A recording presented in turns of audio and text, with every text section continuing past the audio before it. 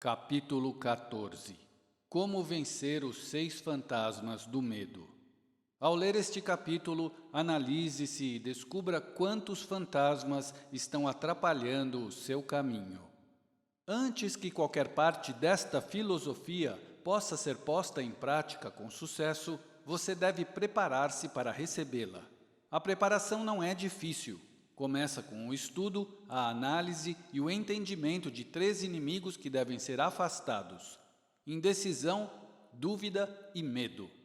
O sexto sentido não funcionará se a mente estiver tomada por um ou mais desses 3 inimigos.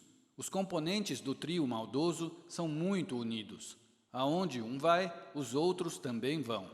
A indecisão é o projeto do medo. Lembre-se disso quando ler. A indecisão se materializa em dúvida. As duas se combinam e formam o medo. O processo de combinação é lento geralmente. Por isso esses inimigos são tão perigosos. Germinam e crescem sem serem notados. O restante deste capítulo descreve os últimos aspectos a serem trabalhados antes que a filosofia como um todo possa ser posta em prática. Em seguida, analisa uma condição que já reduziu muita gente à pobreza e faz uma afirmativa que deve ser entendida por todos que acumulam riqueza, sejam em termos de dinheiro ou de um estado de espírito muito mais valioso. O objetivo deste capítulo é chamar a atenção para a causa e a cura de 6 medos básicos. Antes de enfrentar um inimigo, você precisa saber seu nome, conhecer seus hábitos e o lugar onde vive. Durante a leitura, analise-se cuidadosamente para descobrir se tem um ou mais desses medos comuns.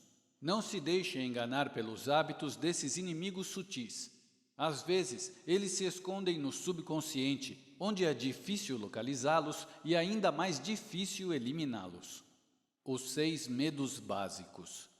Em algum momento da vida, todo ser humano é atacado pelos 6 medos básicos, seja por um deles de cada vez ou por uma combinação de alguns, e às vezes por todos ao mesmo tempo. Eis a lista dos 6 medos básicos: medo de pobreza, medo de críticas, medo de doença, medo de perder o amor de alguém, medo da velhice, medo da morte. Todos os outros medos são de menor importância e podem ser incluídos em algum desses 6. A ocorrência desses medos obedece a ciclos, como se fosse uma maldição lançada sobre o mundo. Em tempos de crise econômica, prevalece o medo da pobreza. Em tempos de guerra, o medo da morte. Depois da guerra, o medo da doença. Medos não passam de estados de espírito, sujeitos a controle e orientação. Os médicos, como se sabe, ficam doentes com menos frequência do que outro tipo de profissional, por um motivo muito simples: não têm medo das doenças. Por força da profissão, eles não hesitam em aproximar-se diariamente de pacientes com moléstias contagiosas, mas nem por isso se contagiam. Sua imunidade se deve, em grande parte, se não unicamente, à absoluta falta de medo. Tudo que o ser humano cria começa com um impulso de pensamento. A partir dessa afirmativa vem outra, ainda mais importante. Os impulsos de pensamento começam imediatamente a transformar-se em seu equivalente material, sejam tais pensamentos voluntários ou não. Impulsos de pensamento captados ao acaso, liberados por outras mentes, tem tanta força para determinar o destino financeiro, social e profissional de um indivíduo quanto aqueles criados por ele deliberadamente. Até aqui preparamos a apresentação de um fato de grande importância para aqueles que não entendem por que algumas pessoas têm tanta sorte, enquanto outras de igual ou melhor habilidade, treinamento, experiência e capacidade parecem fadadas à infelicidade. A explicação é a seguinte: todo ser humano tem a capacidade de total controle da própria mente e, com isso, pode deixá-la aberta a impulsos de pensamento negativos emitidos por outras mentes, ou fechar bem as portas, admitindo apenas impulsos de pensamento desejáveis. A natureza dotou o ser humano de absoluto controle sobre o pensamento. Isso, aliado ao fato de que tudo o que criamos começa em forma de pensamento, leva-nos ao princípio pelo qual o medo pode ser dominado. Se é verdade que todo pensamento tem a tendência de transformar-se em seu equivalente material, e é, sem sombra de dúvida, também é verdadeiro o fato de ser impossível que pensamentos de medo e pobreza transformem-se em coragem e ganhos financeiros. Um exemplo disso foi o que aconteceu nos Estados Unidos com a quebra de Wall Street em 1929. Lenta, mas seguramente, o pensamento do povo em geral materializou-se, resultando no momento histórico conhecido como depressão, em cumprimento às leis da natureza. O medo da pobreza. Entre pobreza e riqueza não pode haver acordo. As estradas que levam a uma e a outra seguem direções opostas. Se você quer riqueza, recuse-se a aceitar qualquer circunstância que leve à pobreza. A palavra riqueza é empregada aqui em sentido amplo, significando condições financeiras, espirituais, mentais e materiais. O ponto de partida do caminho que leva à riqueza é o desejo. No primeiro capítulo, há instruções detalhadas para o uso adequado do desejo. Neste capítulo, que fala sobre medo, você terá instruções completas para preparar a sua mente para fazer uso prático do desejo. Neste momento, aceite o desafio de determinar quanto desta filosofia você conseguiu absorver. Este é o ponto em que pode prever com precisão o que o destino lhe reserva. Se, depois da leitura deste capítulo, você se decidir a aceitar a pobreza, pode preparar a mente para isso. A decisão é sua. Se preferir a riqueza, determine a forma e a quantidade ideais. Você conhece a estrada que leva à riqueza e recebeu um mapa para não errar o caminho. Se não começar a caminhada ou desistir antes da chegada, você será o responsável. A riqueza só depende do seu estado de espírito, o único fator controlável. Estado de espírito se cria e se vive, não se compra. O medo da pobreza não passa de um estado de espírito, mas é suficiente para anular qualquer chance de realização de um empreendimento. Fato que comprova isso foi a depressão. Esse medo impede o raciocínio, destrói a imaginação, acaba com a autoconfiança, extingue o entusiasmo, prejudica a iniciativa, leva à indecisão, estimula os adiamentos e impossibilita o autocontrole. Tira o encanto da personalidade, atrapalha a clareza de raciocínio, dilui os esforços, aniquila a persistência, reduz a nada a força de vontade, arruína a ambição, anuvia a memória e atrai todas as formas de fracasso. Mata o amor e as melhores emoções do coração, abala a amizade, acarreta desastres, causa insônia, miséria e infelicidade. Isso apesar da inegável verdade de que vivemos em um mundo onde há abundância de tudo que o coração pode desejar, e nada nos impede de consegui-lo, a não ser a falta de propósito. O medo da pobreza é, sem dúvida, o mais destrutivo dos 6 medos básicos. Foi colocado no topo da lista porque é o mais difícil de dominar. É preciso coragem para dizer a verdade a respeito da origem desse medo e ainda mais coragem para aceitar essa verdade. O medo da pobreza se originou da tendência hereditária que tem o ser humano de tentar superar o outro economicamente. Praticamente todos os animais inferiores ao homem são motivados pelo instinto e, com sua capacidade limitada de pensar, tentam superar uns aos outros fisicamente. O homem, com seu superior senso de intuição, sua capacidade de pensar e raciocinar, não devora o outro literalmente, mas tem satisfação em devorá-lo financeiramente. O homem é tão avarento que cada lei foi criada para protegê-lo de seu semelhante. De todas as eras vividas pela humanidade, das quais temos algum conhecimento, a atual se destaca pela importância que o homem dá ao dinheiro. Aquele que não possui uma gorda conta bancária vale menos que a poeira do chão. Mas se tem dinheiro, seja lá como for que tenha conseguido, é um rei, está acima da lei, comanda a política, domina os negócios e todos se curvam à sua passagem. Nada causa tanto sofrimento e humilhação quanto a pobreza. Somente quem já foi pobre entende isso. Não admira que o ser humano tema a pobreza. Pela experiência, aprendeu há gerações que alguns indivíduos não são confiáveis quando se trata de dinheiro e bens materiais. Essa é uma acusação dolorosa, e o pior é que é verdade. A maior parte dos casamentos se baseia na riqueza do marido, da esposa ou dos dois. Não é de espantar que haja tantos processos de divórcio. Alguns vão em busca da riqueza tão avidamente que fazem de tudo para consegui-la, se possível por meios legais, mas também por outros meios, se for necessário ou conveniente. A autoanálise pode revelar fraquezas que as pessoas preferem ignorar, mas é essencial para quem quer obter da vida mais que mediocridade e pobreza. Ao analisar-se, lembre que é, ao mesmo tempo, juiz e jurado, acusador e defensor, queixoso e réu. Encare os fatos. Faça perguntas claras e exija respostas diretas. Ao terminar a análise, você se conhecerá melhor. Se não se sentir capaz de uma avaliação imparcial, peça a ajuda de alguém bem próximo. Você está em busca da verdade. Descubra-a, ainda que se sinta desconfortável temporariamente. As pessoas, em sua maioria, ao serem perguntadas sobre o que mais temem, respondem: nada. É uma resposta incorreta. Poucos são aqueles que percebem quanto são constrangidos, prejudicados e derrotados física e espiritualmente por alguma forma de medo. O medo se instala tão sutil e profundamente que o indivíduo pode carregá-lo a vida toda sem se dar conta. Somente uma análise corajosa é capaz de revelar a presença desse inimigo de todos. Quando começar a se analisar, procure respostas sinceras dentro de você. Faça isso. Eis aqui uma lista de sintomas que deve procurar. Sintomas do medo da pobreza. Indiferença.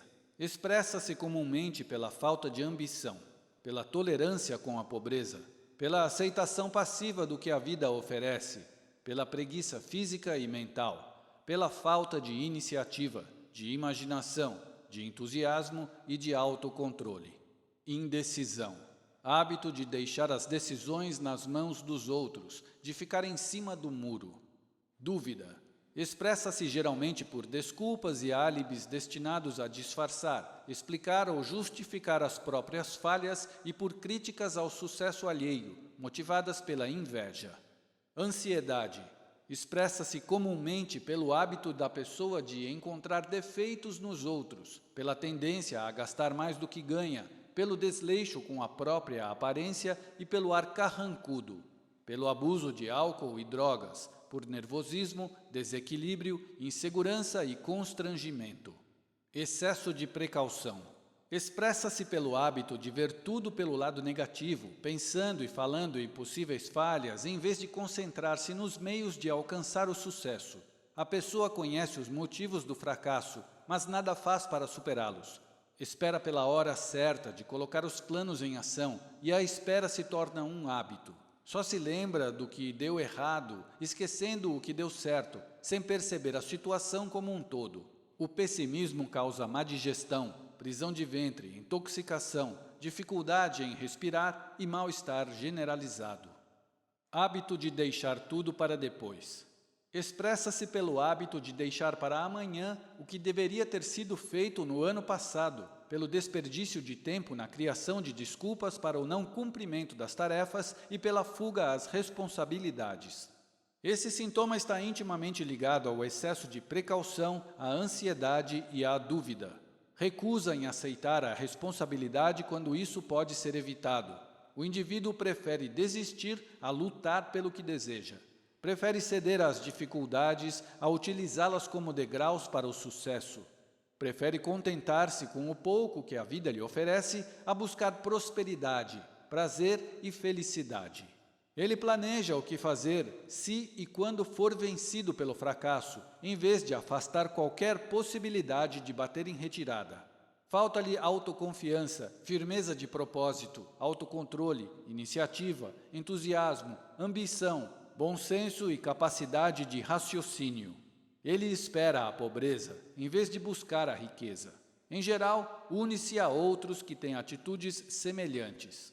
O dinheiro tem importância. Por que escrever um livro sobre dinheiro?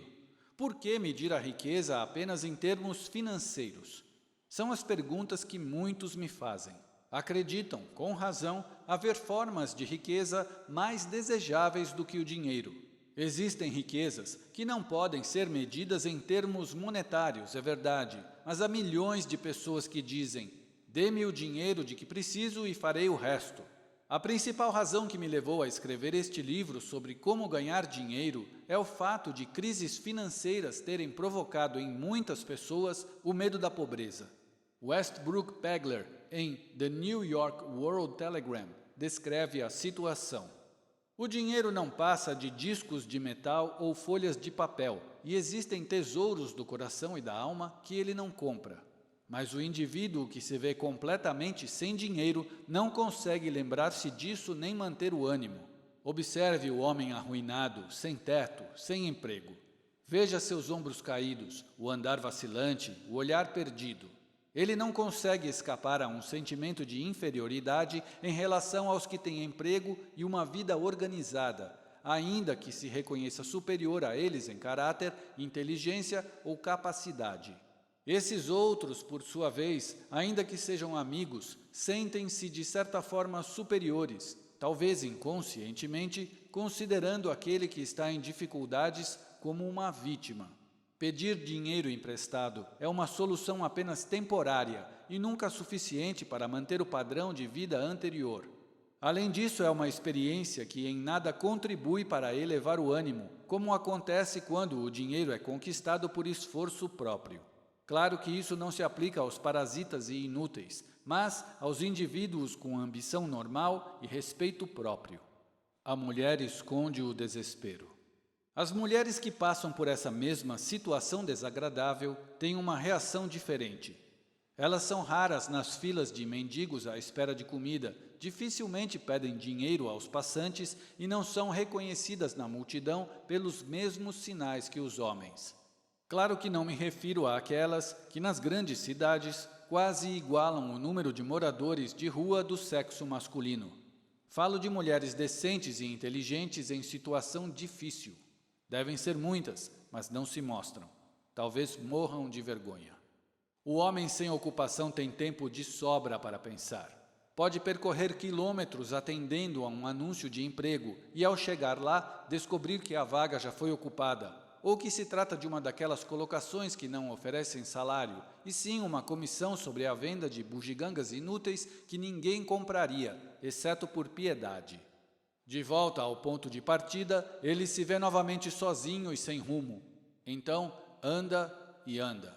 Admira as vitrines cheias de objetos luxuosos a que não tem acesso e, sentindo-se inferior, cede o lugar a quem esteja realmente interessado em comprar. Ele vagueia pela estação ferroviária ou entra em uma biblioteca para dar descanso às pernas e enxugar o suor. Mas, como não encontra emprego ali, logo retoma a caminhada. Ele não sabe, mas se seu aspecto não revelasse a dificuldade da situação que atravessa, sua falta de objetivo o faria. Ainda que estivesse bem vestido, com as roupas que ficaram dos tempos em que tinha emprego fixo, seria denunciado pelo ar abatido. O dinheiro faz diferença. Ele vê milhares de indivíduos, ferroviários, vendedores, químicos, contadores, ocupados com seus trabalhos e os inveja do fundo da alma. Todos têm sua independência, conservam o respeito próprio e a coragem. Ele, por sua vez, simplesmente não consegue convencer-se de que é uma boa pessoa, embora chegue a um veredito favorável a respeito de si mesmo. O dinheiro faz diferença. Com um pouco de dinheiro, voltaria a ser ele mesmo. Alguns empregadores se aproveitam da situação dos desempregados. Agências de emprego distribuem cartõezinhos coloridos, oferecendo vagas em troca de salários insignificantes, mas nunca boas colocações. Vi um anúncio solicitando um funcionário para atender pedidos por telefone em uma lanchonete, das 23 horas às 2 horas, em troca de um salário baixíssimo. Além de exigir que o candidato escrevesse bem, o anúncio pedia: declarar religião. Não é uma afronta oferecer um salário miserável e ainda querer saber a religião do candidato? Pois é o que se oferece aos desempregados. Medo de críticas. Não se pode afirmar com certeza a origem do medo de críticas, mas uma coisa é certa: ele é bastante desenvolvido. Alguns acreditam que tudo começou quando a política se tornou profissão. Para outros, o que provocou o aparecimento desse medo foi a preocupação das mulheres com os estilos de vestuário. O autor, sem ser humorista nem profeta, prefere atribuir o medo de críticas àquela parte da natureza do homem que o predispõe não somente a tomar os bens do próximo, como a justificar suas atitudes criticando o caráter do outro. É muito comum o ladrão criticar aquele de quem roubou, bem como o político em campanha tentar desmerecer os oponentes, em vez de demonstrar as próprias virtudes e qualidades. O medo de críticas assume várias formas, a maior parte delas tola e mesquinha. Os fabricantes de roupas souberam aproveitar rapidamente o medo de críticas que assola a humanidade. A cada estação muda o estilo dos artigos de vestuário. Quem determina os estilos? Certamente não é o comprador, mas o fabricante. E por que os estilos mudam tão a miúde? A resposta é óbvia: para vender mais.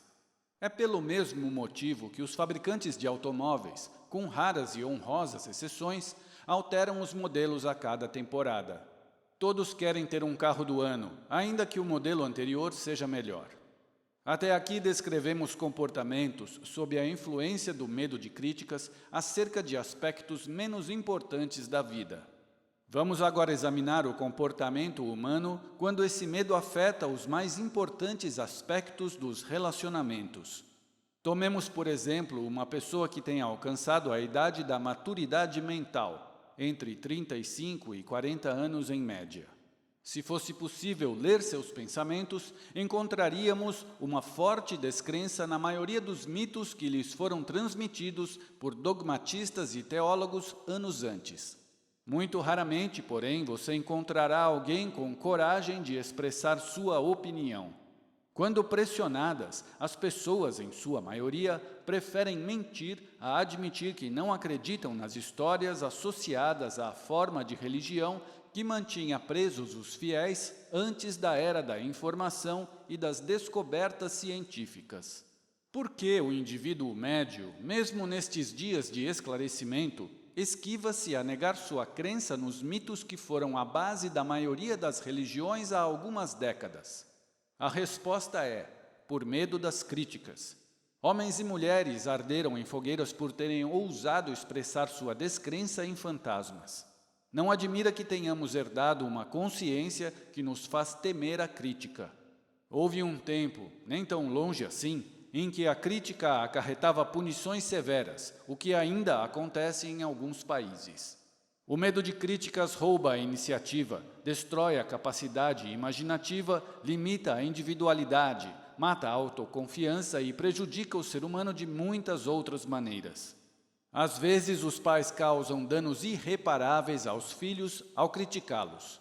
A mãe de um dos meus companheiros de juventude costumava castigá-lo fisicamente quase todos os dias e sempre completava com um comentário: antes dos 20 anos, você vai estar na cadeia.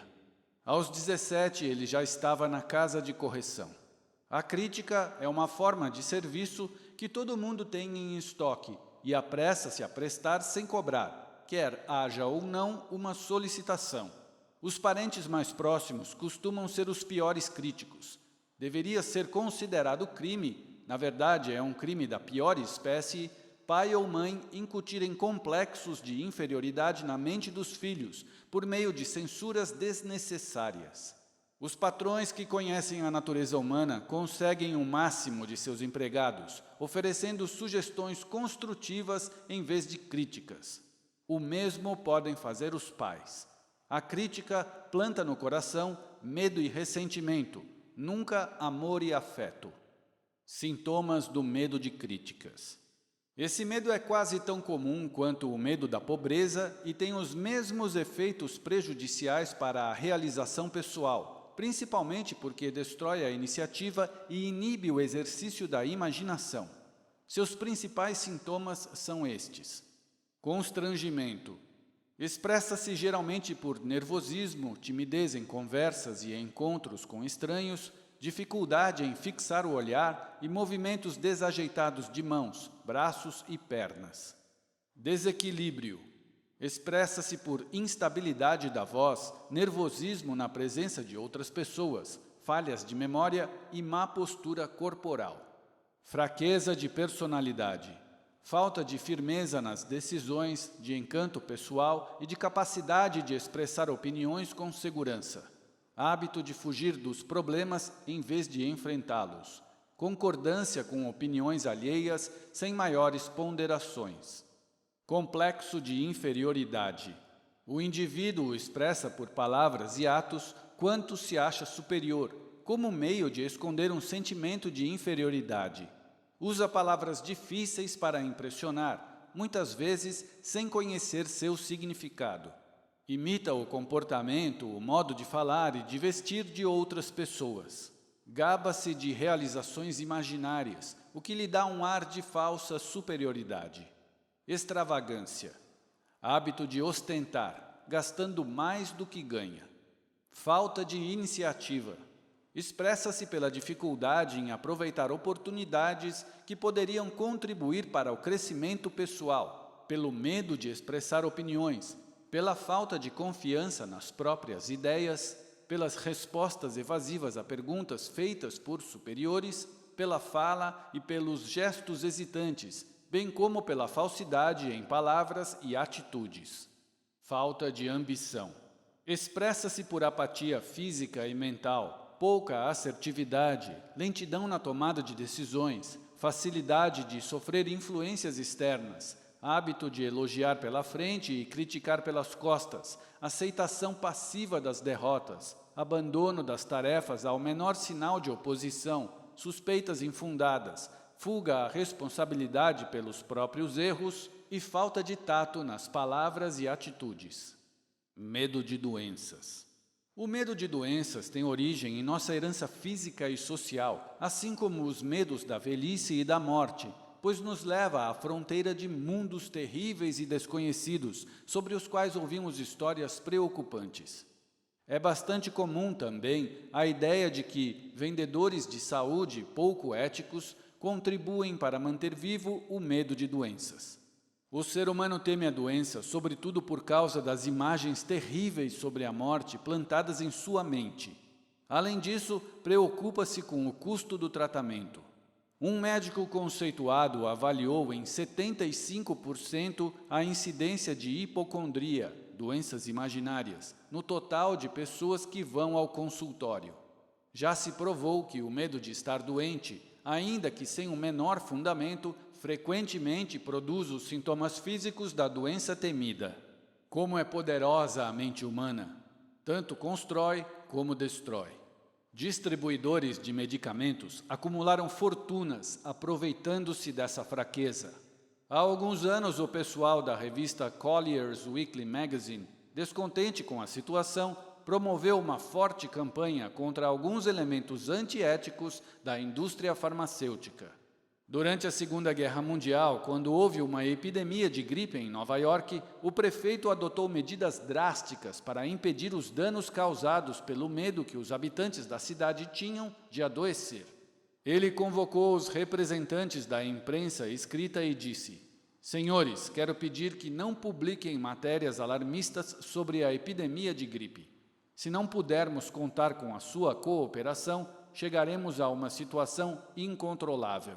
Os jornais deixaram de publicar histórias sobre a gripe e, em um mês, a epidemia estava controlada. Há alguns anos atrás, experiências provaram que as pessoas podem adoecer por sugestão. Foi pedido a 3 pessoas que visitassem separadamente um amigo, que seria a vítima. A primeira, ao chegar, perguntou: "O que você tem? Parece doente." A resposta foi um despreocupado: "Nada, estou bem." Quando o segundo visitante repetiu o comentário feito pelo primeiro, a resposta foi outra: "Não sei, mas não me sinto bem." E, ao terceiro visitante, a vítima admitiu francamente que tinha alguma doença. Se duvida, experimente, mas não exagere. Existe uma seita religiosa cujos membros se vingam dos inimigos pelo método da feitiçaria. Lançam uma praga sobre a vítima. Existem fortes indícios de que a doença, às vezes, começa sob a forma de um impulso de pensamento negativo, que pode passar de uma mente para outra por sugestão ou ser criado pelo próprio indivíduo. Um homem com mais sabedoria do que poderia fazer supor esse incidente, disse certa vez: "Quando alguém me pergunta como me sinto, tenho vontade de responder com um soco." O médico aconselha o paciente a mudar de ares para curar-se quando há necessidade de que este adote uma nova atitude mental. A semente do medo da doença vive em toda a mente humana. Preocupações, medo, desânimo, decepções amorosas e problemas profissionais fazem a semente germinar. As fases conturbadas mantêm os médicos ocupados, pois qualquer tipo de pensamento negativo pode causar doenças. Desapontamentos no amor e na profissão ocupam o topo da lista de razões para o medo da doença. Uma decepção no amor levou um rapaz ao hospital, onde ficou meses entre a vida e a morte, até que foi convocado um especialista em terapia pela sugestão. Este mudou a equipe de enfermagem, deixando o paciente sob os cuidados de uma enfermeira bela e jovem, tudo arranjado pelo médico, que começou a conquistá-lo a partir do primeiro dia. Em 3 semanas o rapaz teve alta, embora sofrendo de uma nova doença. Estava apaixonado outra vez.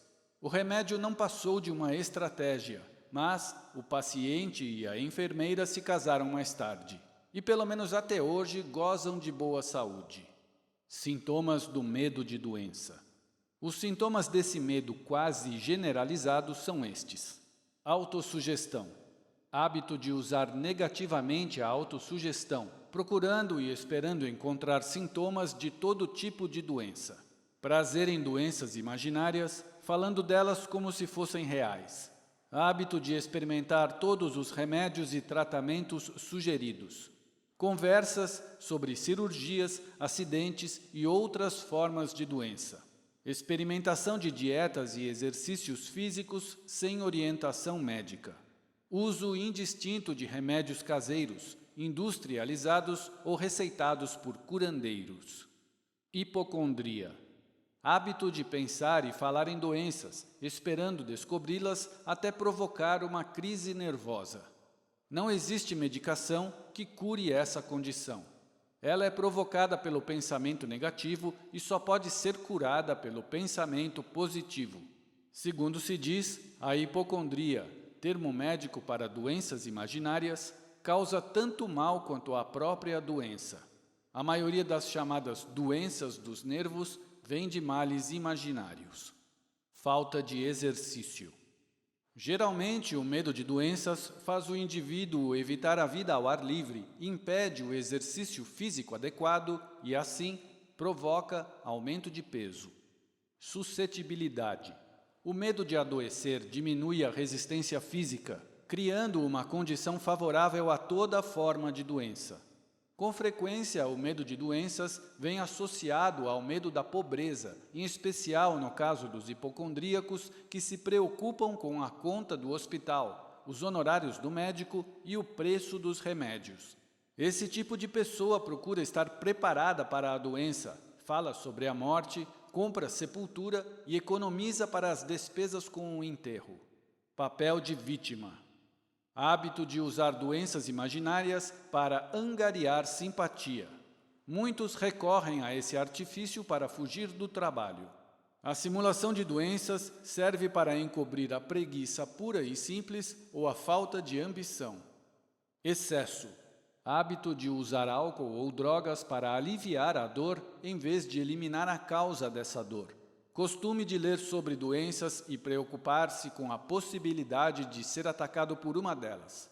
Interesse exagerado por anúncios de remédios. Medo de perder o amor de alguém. A origem do medo da perda de um amor é inerente ao ser humano e não exige muitas explicações. Está, obviamente, no hábito da poligamia, quando o homem costumava roubar ou cortejar as mulheres dos outros. O ciúme e outras formas semelhantes de demência precoce nasceram do medo que o homem tem de perder o amor de alguém. Dos 6 medos básicos, esse é o mais doloroso e talvez o que mais provoque estragos no corpo e na mente, levando muitas vezes à insanidade permanente. Provavelmente, o medo de perder um amor existe desde a Idade da Pedra, quando o homem conquistava as mulheres pela força bruta. Eles ainda as conquistam, mas com outras técnicas. Em vez de força, usam a persuasão, a promessa de roupas caras, carros e outras iscas muito mais eficazes do que a força física. Os hábitos do homem moderno são os mesmos do início da civilização. Ele apenas os expressa de maneira diferente. Uma observação cuidadosa demonstra que as mulheres são mais suscetíveis a esse medo do que os homens, o que pode ser facilmente explicado. Elas aprenderam, por experiência, que eles são polígamos por natureza e não se pode confiar nas rivais. Sintomas do medo de perder o amor de alguém. Os sintomas característicos desse medo são estes: ciúme, hábito de desconfiar de amigos ou da pessoa amada sem motivos razoáveis. O ciúme é uma forma de demência precoce, que às vezes expressa-se com violência, sem qualquer causa. A pessoa ciumenta costuma acusar o marido ou a mulher de infidelidade, embora sem fundamento algum, e não confia em ninguém. Repreensão. Hábito de repreender amigos, parentes, colegas de trabalho, etc., por motivos insignificantes ou sem qualquer razão. Jogo. Hábito de jogar, roubar, enganar e correr riscos com o objetivo de ganhar dinheiro e oferecer bens materiais à pessoa amada, acreditando poder comprar o amor. Costume de gastar mais do que ganha para impressionar.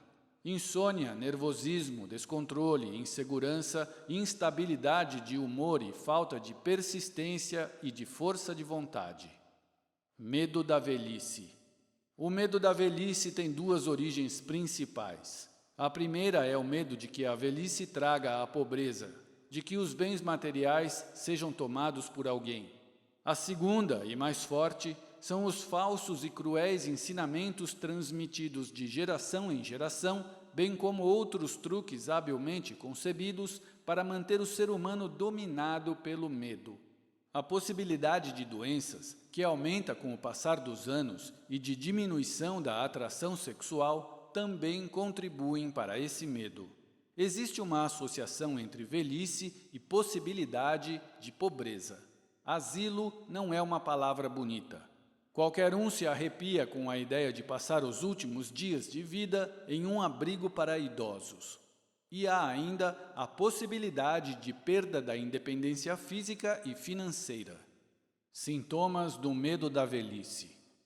Os sintomas mais comuns desse medo são estes: tendência a diminuir o ritmo de atividade e desenvolver complexo de inferioridade por volta dos 40 anos, acreditando serem os lapsos que comete motivados pela idade. Na verdade, os anos mais produtivos da vida do indivíduo, tanto mental quanto espiritualmente, são aqueles entre os 40 e os 60. Hábito de desculpar-se pela velhice ao chegar aos 40 ou 50 anos, em vez de subverter a regra, demonstrando gratidão por haver alcançado a idade da sabedoria e da compreensão. Costume de reprimir a iniciativa, a imaginação e a autoconfiança, acreditando falsamente haver passado da idade de exercitar essas qualidades.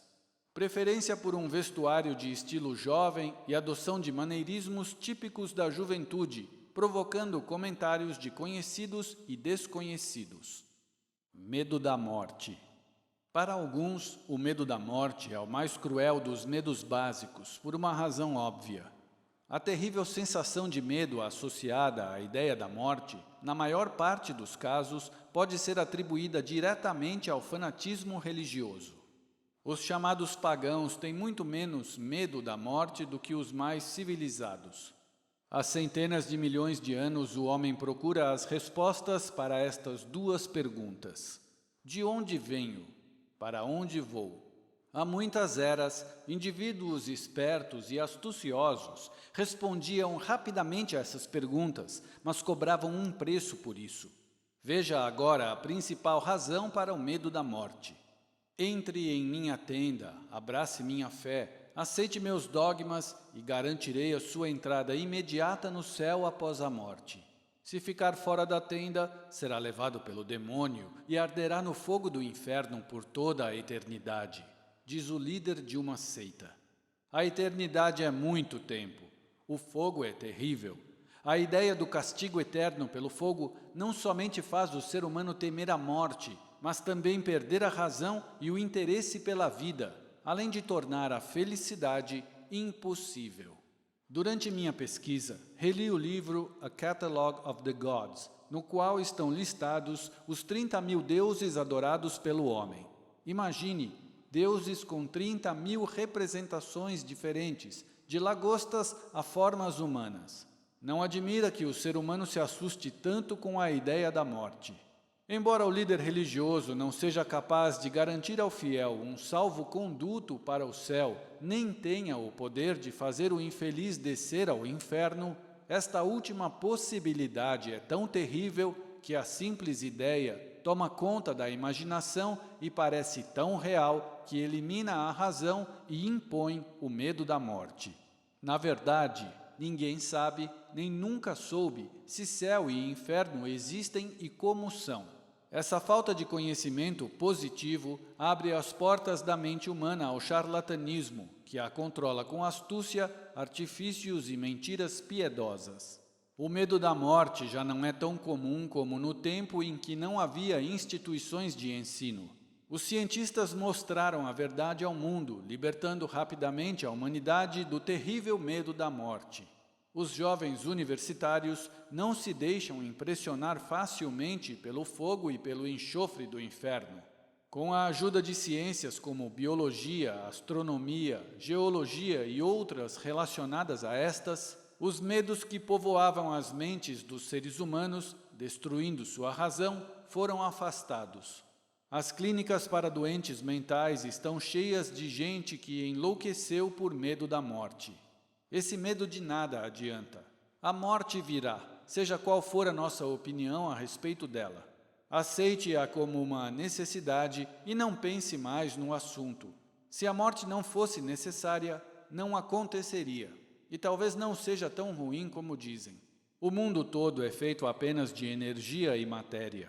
Nas aulas de física, aprendemos que matéria e energia, as duas únicas realidades conhecidas do ser humano, não podem ser criadas nem destruídas, mas podem ser transformadas.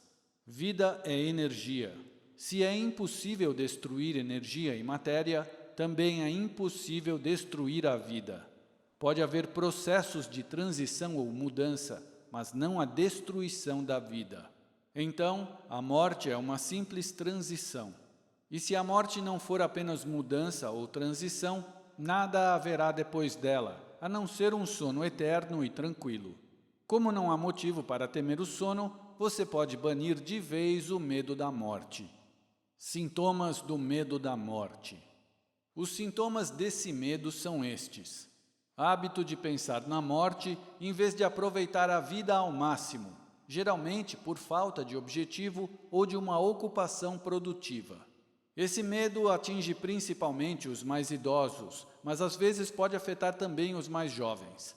O remédio mais eficaz contra o medo da morte é um desejo ardente de realização, fundamentado na prestação de um serviço útil aos outros. Pessoas ocupadas raramente têm tempo de pensar na morte. Para elas, a vida é interessante demais. Às vezes, o medo da morte está associado ao medo de deixar os entes queridos na pobreza. Em outros casos, é consequência de alguma doença que tenha minado a resistência física. Assim, podemos resumir dizendo que as causas mais comuns para o medo da morte são doença, pobreza, falta de ocupação produtiva, decepção amorosa, insanidade e fanatismo religioso. Ansiedade. A ansiedade é um estado de espírito baseado no medo. A ansiedade se instala devagar, mas com persistência.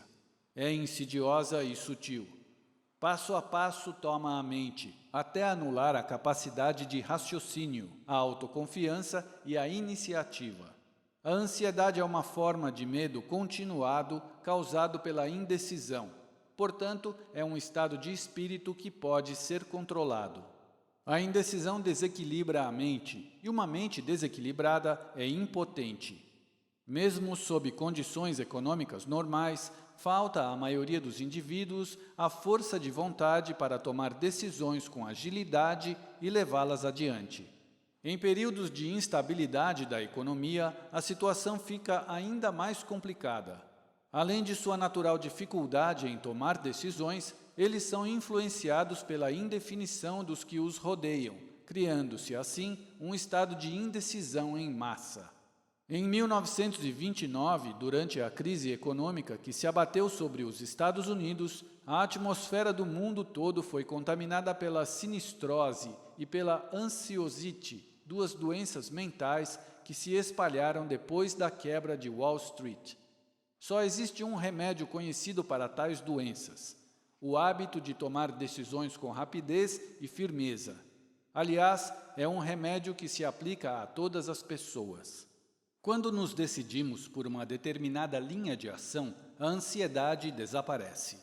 Certa vez entrevistei um homem que seria eletrocutado dentro de 2 horas. De todos os 8 homens que lhe faziam companhia na cela da morte, ele era o mais calmo. Sua calma me fez perguntar-lhe como se sentia, sabendo que em pouco tempo estaria a caminho da eternidade. Com um sorriso confiante, ele respondeu: "Muito bem. Em breve não terei mais problemas. E problema foi o que mais tive na vida. Foi duro arranjar roupa e comida. Daqui a pouco não vou mais precisar disso. Eu me acalmei assim que tive a certeza de que iria morrer.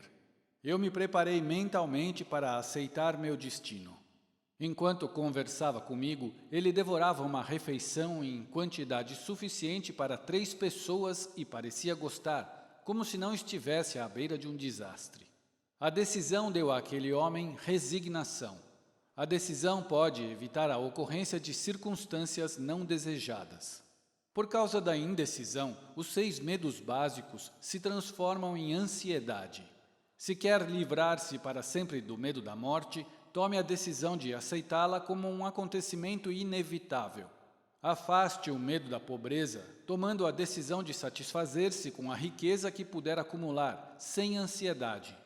Acabe com o medo de críticas, tomando a decisão de não se preocupar com o que os outros pensam, dizem ou fazem. Elimine o medo da velhice, tomando a decisão de aceitá-la, não como uma desvantagem, mas como uma bênção em forma de sabedoria, autocontrole e compreensão, impossíveis na juventude.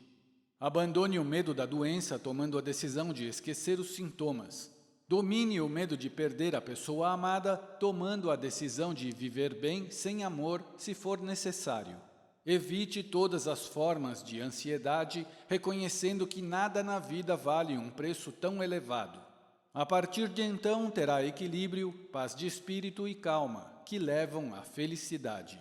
Aquele que tem a mente tomada pelo medo não somente destrói as próprias chances de agir com inteligência, como transmite vibrações negativas às mentes de todos com quem entra em contato, destruindo assim as chances deles.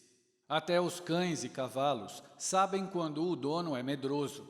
Eles captam as vibrações emitidas pelo ser humano e agem de acordo. No reino animal, mesmo aqueles cuja inteligência é menos desenvolvida conseguem captar vibrações. Por um processo desconhecido, as abelhas atacam mais as pessoas cuja mente registra medo, poupando aquelas que se sentem mais à vontade. As vibrações do medo passam de uma mente a outra com a mesma rapidez com que o som da voz humana vai da emissora de rádio à estação receptora, e pelo mesmo meio. A telepatia é uma realidade. Os pensamentos passam de uma mente a outra com ou sem conhecimento por parte de quem emite e de quem capta. É praticamente certo que aquele que expressa verbalmente pensamentos negativos ou destrutivos venha a passar pela mesma experiência que desejou ser vivida por outra pessoa. A emissão de impulsos de pensamentos destrutivos sem verbalização também tem uma espécie de efeito bumerangue, que pode manifestar-se de diversas formas. A primeira, e talvez a mais importante, é a seguinte: o indivíduo que emite pensamentos de natureza destrutiva tem prejudicado a sua faculdade de imaginação criativa. A segunda é que, ao carregar na mente emoções destrutivas, o indivíduo desenvolve uma personalidade negativa que repele as pessoas, frequentemente convertendo-as em antagonistas. A terceira desvantagem reside em um fato significativo. Os impulsos de pensamento negativo, além de fazerem mal aos outros, integram-se ao subconsciente de quem os emite, tornando-se parte do caráter dessa pessoa. O pensamento não segue um determinado rumo e pronto. Ele se espalha em todas as direções através do éter e também integra-se permanentemente ao subconsciente daquele que o emitiu. Presume-se que o seu objetivo na vida seja alcançar o sucesso. Para isso, você precisa de paz de espírito, do atendimento de suas necessidades básicas e, acima de tudo, de felicidade. Tudo isso começa na forma de impulsos de pensamento. Você pode controlar a sua mente, alimentando-a com impulsos de pensamento à sua escolha. Tal privilégio é acompanhado da responsabilidade de usá-los construtivamente. Assim como administra os pensamentos, você comanda o seu destino terreno. Você pode influenciar diretamente o ambiente e até controlá-lo em alguns aspectos, dando à vida a feição que deseja, ou abrir mão dessa possibilidade, lançando-se ao oceano das circunstâncias e vagando para lá e para cá ao sabor das ondas.